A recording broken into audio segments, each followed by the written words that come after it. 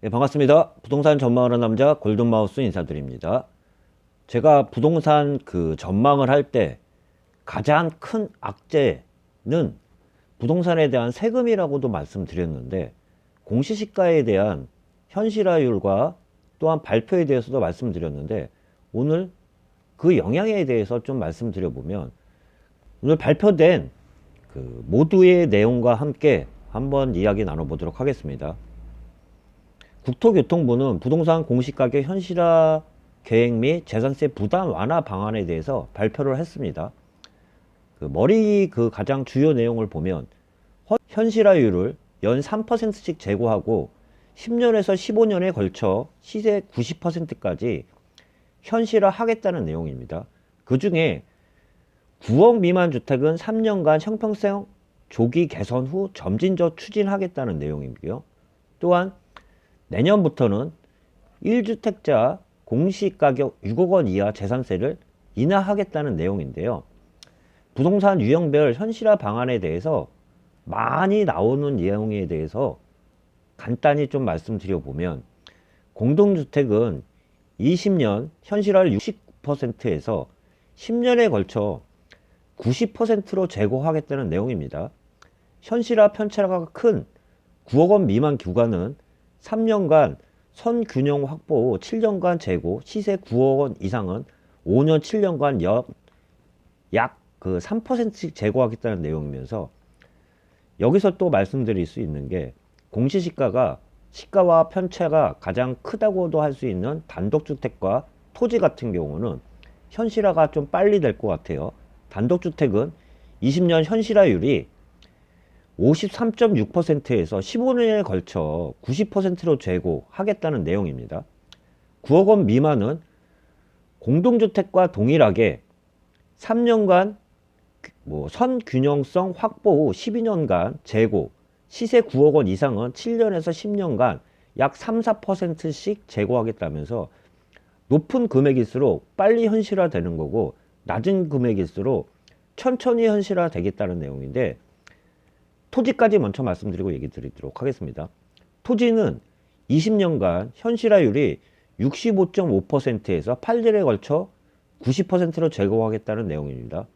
이 내용을 보면 단독주택 같은 경우가 현실화율이 가장 낮다고 볼 수 있습니다. 53.6%인데요. 공동주택은 아파트라고 통칭될 수 있겠죠. 공동주택은 69%, 토지는 65.5%인데 결론적으로는 90%의 현실화율을 맞추면서 점진적으로 90%에 맞추겠다는 내용과 함께, 일부 급진적으로 재산세가 늘어나는 부담 완화를 위해서 일부 발표한 내용이, 재산세 세부담 완화 방안에 대해서도 일부 발표를 하긴 했어요.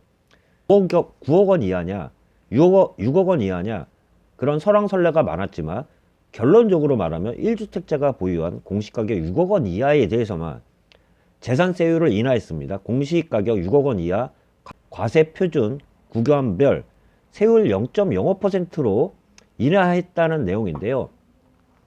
잠깐 모두의 대표적인 이번 발표 내용에 대해서 말씀을 드렸는데, 이 기사 내용에 대해서는 많이 나오기 때문에 결론적으로 좀 얘기 드려보면, 포커스를 어디서 맞춰야 되느냐, 저는 그렇게 받아들이는 게, 결론적으로는 정리해서 좀 제 생각을 말씀드려보면, 재산세 세부담 완화 방안 자체도 3년간만 유예하겠다는 내용이에요.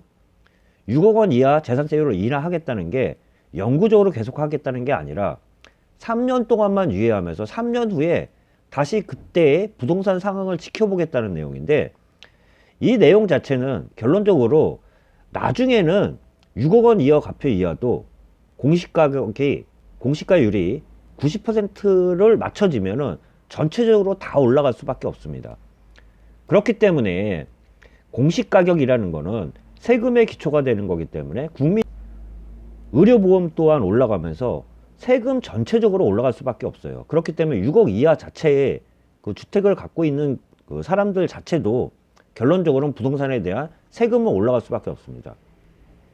제가 얘기 드린 게, 주택이 올라가면 세금이 올라가는 거는 어떻게 보면 당연한 거예요. 단지 급격하게 올라가면서 세부담을 덜 느끼게 하는 게 정부의 정책이면서, 그리고 부동산 세금은 결론적으로는 미실현한 수익이잖아요.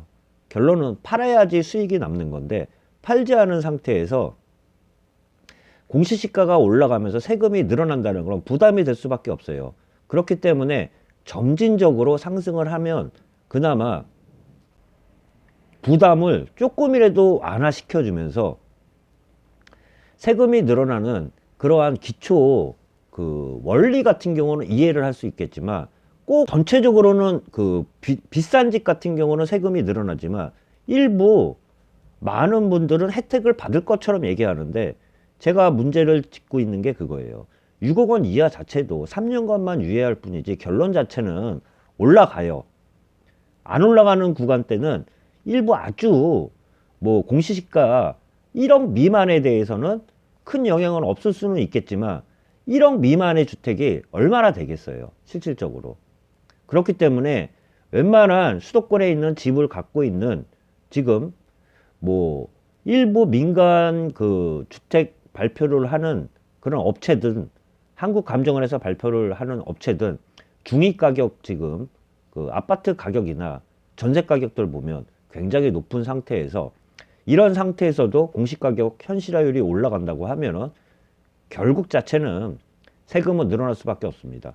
제가 세금이 늘어나는 필요성을 강조를 해야 되는데, 그러다 보니까 세금을 솔직히 말씀드리면 필요성은 알겠지만 어떤 국민이 대부분 다 솔직히 말씀드려볼까요?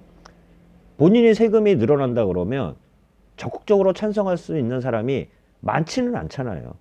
그러다 보니까 꼭 이렇게 단서를 달면서 3년간만 유예하겠다는 당근책을 주지만 결론 자체는 세금이 늘어나는 거예요. 그렇기 때문에 부동산 전체적으로 보면 가장 큰 악재는 작년부터 얘기 드린 부동산 세금 압박이 계속 가해지는 형국이라고 볼 수 있습니다.